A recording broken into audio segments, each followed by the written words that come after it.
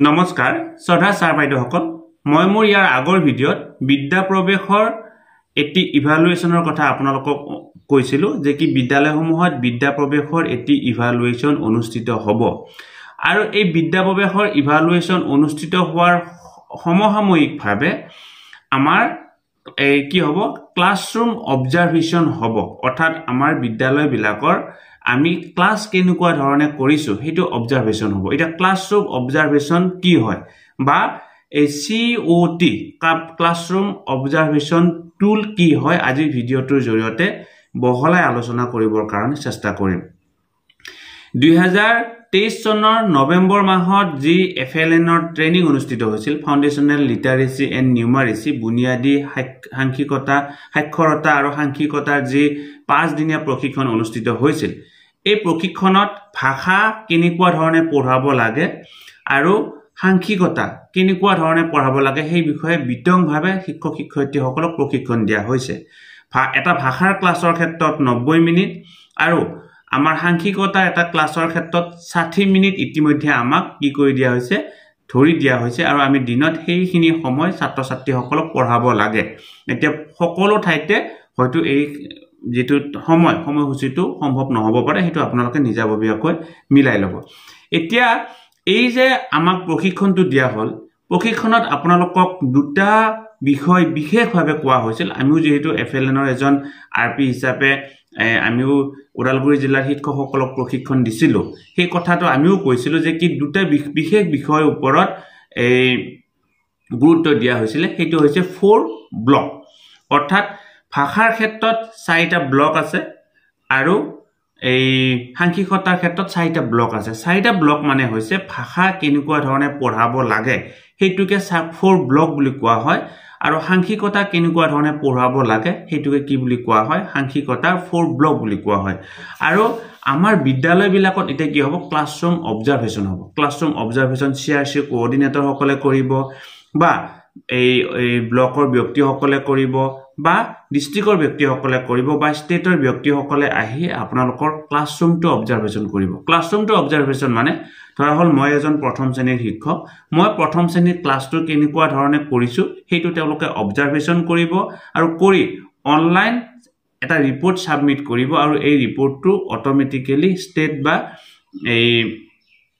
ষ্টেটলৈকে গুচি যাব গতিকে এই ক্লাছৰুম অবজাৰভেশ্যন যেতিয়া হ'ব ক্লাছৰুম অবজাৰভেশ্যন হলে আমি জানিব লাগিব যে কি আমাৰ কি বিষয় চোৱা হ'ব তাৰ কাৰণে ইতিমধ্যে এখন গাইডবুক প্ৰকাশ পাইছে এখন হৈছে চাওক ক্লাছৰুম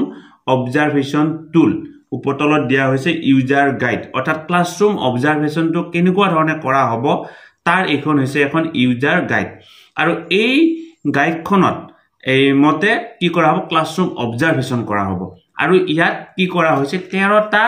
টুল বাছি দিয়া হৈছে যে নামটো দিয়া হৈছে যেটো ক্লাছৰুম অবজাৰভেশ্যন টুল আপোনাক বিশেষ ব্যক্তি এজনে আহি যেতিয়া আপোনাৰ ক্লাছটো অবজাৰ্ভ কৰিব চাব সেই সময়ত 13টা এই টুল কি হ'ব 13টা টুল চাব অৰ্থাৎ 13টা টুল বুলি কোৱাৰ লগে লগে আৰম্ভণিৰ পৰা আমাৰ এই বৰ্ণনা দিয়াৰ পৰা আপুনি এই আটাইখিনি কথা ঠিকে আছে না সেইখিনি চাব আমাৰ যেনেকে এনেকুৱা ধৰণে কথা আছিল আমাৰ যেনেকে OLD ভাষাৰ ক্ষেত্ৰত আমাৰ আছিল যে কি মৌখিক ভাষাৰ বিকাশ তাৰ পিছত আমাৰ একেবাৰে শেষত আমি কি কৰিব লাগে আমাৰ মৌচাক বা আমি তেনেকুৱা ধৰণৰ যেসকল এই যিবিলাক কিতাপ আছে সেই কিতাপবিলাক ব্যৱহাৰ কৰিব লাগে এই কথাখিনি আমি ব্যৱহাৰ কৰিছো না নাই এই ক্লাছৰুম অবজাৰভেশ্যন যেতিয়া কৰিবৰ কাৰণে আহিব তাত চাব গতি আপোনালোকৰ এই যিখন গাইডবুক এই গাইডবুকখনৰ ওপৰত ইতিমধ্যে আপোনালোকৰ ক্লাষ্টাৰ ওয়াইজ নিশ্চয় এটা প্ৰশিক্ষণ অনুষ্ঠিত হৈ গৈছে আৰু যদি হোৱা নাই আপোনালোকৰ ক্লাষ্টাৰ ওয়াইজ প্ৰশিক্ষণটো অনুষ্ঠিত হ'ব আৰু এই ক্লাছৰুম অবজাৰভেশ্যন টুলৰ যিখিনি মানে গাইডলাইনখন বিদ্যালয় ওয়াইজ এতিয়ালৈকে যোৱা নাই CRC কোঅৰ্ডিনেটৰ বিলাকে পাইছে গতিকে আপুনি আপোনাৰ ক্লাছটো ভালদৰে কৰিবলৈ হলে বা ভালদৰে সেই ক্লাছটো আগবঢ়াই নিবলৈ হলে কি টুল প্ৰয়োজনীয় এটো যদি আপুনি জানিব বিচাৰে কনসাৰ্ন CRC কোঅৰ্ডিনেটৰ জনৰ লগত যোগাযোগ কৰিলে তেওঁ আপোনালোকক এই কিতাপখন দিব বা আপুনি জেৰক্স কৰি ল'ব পাৰে বা ফটো মাৰিও ল'ব পাৰে ইয়াতে কি কৰা হৈছে আমাক এই 13টা কি ইতিমধ্যে কৈছো 13টা টুলৰ কথা কোৱা হৈছে সেই 13টা টুলৰ ওপৰত বা কি কৰা হ'ব আমাৰ অবজাৰভেশন কৰা হ'ব গতিকে পৰৱৰ্তী পৰ্যায়ৰ ভিডিঅত আমি ইয়াক লৈ এই টুল কেইটা কি হয় এটা ক্লাছৰুম কেনেকুৱা ধৰণে অবজাৰ্ভ কৰা হ'ব হে আটাইখিনি কথা ক'বৰ কাৰণে চেষ্টা কৰিম কিন্তু প্ৰাথমিকভাৱে প্ৰতিগৰাকী শিক্ষকে এটা কথা মনত ৰাখিব লাগিব বা যদি কিবা কাৰণত মনত নৰয় বিদ্যালয়ৰ ৱালত এই চাৰ্ট আকাৰে হ'ব পাৰে বা আপোনালোকে লিখনো কৰিব পাৰে এই কথাকেইটা আপুনি লিখি থব লাগিব যেতিয়া বাহিৰৰ পৰা কোনো ব্যক্তি আহিব আপোনাৰ অবজাৰ্ভ কৰিবৰ কাৰণে এফএলএনৰ কোনো ব্যক্তি আহিব অবজাৰ্ভ কৰিবৰ কাৰণে তেতিয়া প্ৰথমতে আপোনাক সেই প্ৰশ্নটোৱে সুধিব যে কি ল্যাঙ্গুৱেজ বা ভাষাৰ 4টা ব্লক আপুনি কওকচোন বা সাংখ্যিকতাৰ 4টা ব্লক আপুনি কওকচোন গতিকে সাংখ্যিকতাৰ 4টা ব্লক বুলি ক'লে কিবা কাৰণত আপুনি হয়তো পাহৰি যাব পাৰে নৱেম্বৰতে ট্ৰেইনিংটো লৈছিলে এতিয়া মে মাহ পালে আহি বা ভাষাৰ 4টা ব্লক বুলি ক'লে কিবা কাৰণত আপুনি পাহৰি যাব পাৰে নৱেম্বৰতে ট্ৰেইনিংটো লৈছিল এতিয়া আমাৰ মে মাহ পালে আহি গতিকে এই 4টা ব্লক আপুনি এখন চাৰ্টত বৰ ধুনিয়াকৈ লিখি থব আৰু আপোনাৰ এফএলএনৰ ট্ৰেইনিংৰ সময়ত যিখন ইউজাৰ মেনুৱেল দিয়া হৈছিল যিখন গাইডবুক দিয়া হৈছিল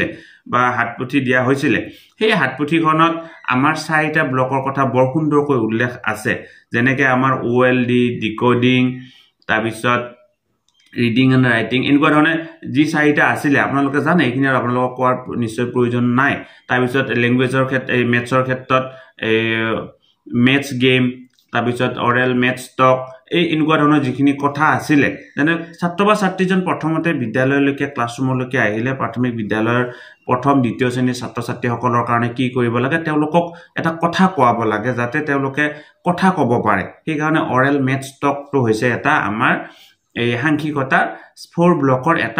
এটা ব্লক গতিকে পৰৱৰ্তী পৰ্যায়ৰ ভিডিঅত আমি নিশ্চয় আপোনালোকে এইখিনি জানে যদি কিবা কাৰণত পাহৰি গৈছে বা তাক লৈ বিশেষভাৱে ভিডিঅ প্ৰস্তুত কৰিব লাগে ভিডিঅৰ কমেন্ট বক্সত কমেন্ট কৰিব আমি ল্যাঙ্গুৱেজৰ 4 ব্লক কেনে কি হয় বা সাংখ্যিকতাৰ 4 ব্লকস কি হয় বা সেই 4 ব্লকস কেইটা কেনেকুৱা ধৰণে ব্যৱহাৰ কৰিব লাগে সেই কথাখিনি আপোনালোকৰ মাজত অকমান ক'বৰ কাৰণে চেষ্টা কৰিম যেহেতু আমাতকে আপোনালোক যথেষ্ট অভিজ্ঞ গতিকে এতিয়া কথা হ'ল আমাৰ আজিৰ পৰা কিছুদিন আগতে ষ্টেটৰ পৰা এটা প্ৰতিনিধি দল আহিছিল আৰু আমাৰ বিদ্যালয়ৰ আমাৰ ডিস্ট্ৰিক্টৰ কিছু বিদ্যালয় তেওঁলোকে ভিজিট কৰিছিল যেতিয়া তেওঁলোকে ভিজিট কৰিছিল ভিজিট কৰাৰ সময়ত তেওঁলোকৰ প্ৰথম প্ৰশ্নটো আছিল বিদ্যালয়ত গৈ যে কি আপোনালোকে ল্যাঙ্গুৱেজৰ 4 ব্লকসটো কও বা আপোনালোকে সাংখ্যিকতাৰ বা নিউমাৰেচিৰ 4 ব্লকসটো কও গতিকে 4 ব্লকসটো আমি প্ৰতিগৰাকী শিক্ষকে মনত ৰাখিব লাগিব কাৰণ বিশেষকৈ প্ৰথম দ্বিতীয় আৰু তৃতীয় শ্ৰেণীৰ ক্লাছৰুম বিলাক প্ৰথমতে অবজাৰ্ভ কৰা হ'ব কাৰণ এফএলএনৰ জৰিয়তে যেহেতু প্ৰথম দ্বিতীয় আৰু তৃতীয় শ্ৰেণীৰ ছাত্ৰ ছাত্ৰীসকলক সামৰি লোৱা হৈছে আৰু 2026 আৰু 27 চনলৈকে যেহেতু আমাৰ লক্ষ্য বান্ধি লোৱা হৈছে যাতে প্ৰতিগৰাকী ছাত্ৰ ছাত্ৰীয়ে বুজি উঠি লিখিব আৰু পঢ়িব পাৰে ভাষা আৰু সাংখ্যিকতা গতিকে শ্ৰদ্ধাৰ ছাৰবেদসকল ভিডিঅটোৰ জৰিয়তে এই কথাখিনি আপোনালোকক ক'লো এই কিতাপখন ক্লাছৰুম অবজাৰভেশন টুল যদি আপোনালোকৰ লগত নাই অনুগ্ৰহ কৰি CRC কোঅৰ্ডিনেটৰ সকলৰ পৰা আপোনালোকে এখন সংগ্ৰহ কৰিবৰ কাৰণে চেষ্টা কৰিব আৰু ইয়াৰ ভিতৰৰ কথাখিনি এবাৰ পঢ়ি চাবৰ কাৰণে চেষ্টা কৰিব আপোনালোকে আমাৰ ফেসবুক পেজ আৰু ইউটিউব চেনেল ইতিমধ্যে যদি ফলো কৰা নাই আৰু আমাৰ হোৱাটসঅ্যাপ চেনেল ইতিমধ্যে যদি আপোনালোকে ফলো কৰা নাই ভিডিও ডেসক্ৰিপচনত লিংক দিয়া আছে অনুগ্ৰহ কৰি ফলো কৰিব আৰু এই ভিডিওটো যেহেতু আমাৰ প্ৰথম দ্বিতীয় আৰু তৃতীয় শ্ৰেণী পঢ়ুৱা শিক্ষক শিক্ষয়িত্ৰীসকলৰ কাৰণে জড়িত যিবিলাক বিদ্যালয় কম্পোজিট স্কুল হাই স্কুলো হ'ব পাৰে তাত যদি প্ৰথম দ্বিতীয় তৃতীয় শ্ৰেণী আছে তাতো ক্লাছৰুম অবজাৰভেশন হ'ব এই কথাখিনি আমি জানিব লাগিব আৰু গতিকে আপোনালোকে লগৰ শিক্ষক বন্ধু বান্ধৱীসকললৈকে যিমান পাৰে ভিডিওটো ফৰৱাৰ্ড কৰিব যাতে তেওঁলোকক সজাগ আৰু সচেতন হৈ এই কথাখিনি আগতীয়াকৈ কৰিব পাৰে ভিডিওটি মই সামৰিছো ধন্যবাদ শ্ৰদ্ধাৰ ছাৰবেদসকল নলিনীকান্ত ডেকা নামৰ ইউটিউব চেনেলটো হৈছে এটি শিক্ষামূলক ইউটিউব চেনেল এই চেনেলটোৰ জৰিয়তে আমি শিক্ষক ছাত্ৰ ছাত্ৰী অভিভাৱক আৰু বিদ্যালয়ৰ কাৰণে উপযোগী কিছু ভিডিও প্ৰস্তুত কৰিবৰ কাৰণে চেষ্টা কৰোঁ আপুনি যদি আজি প্ৰথমবাৰৰ কাৰণে এই চেনেলটো চাইছে অনুগ্ৰহ কৰি চেনেলটো সাবস্ক্ৰাইব কৰিব আৰু অল নটিফিকেশন প্ৰেছ কৰি থব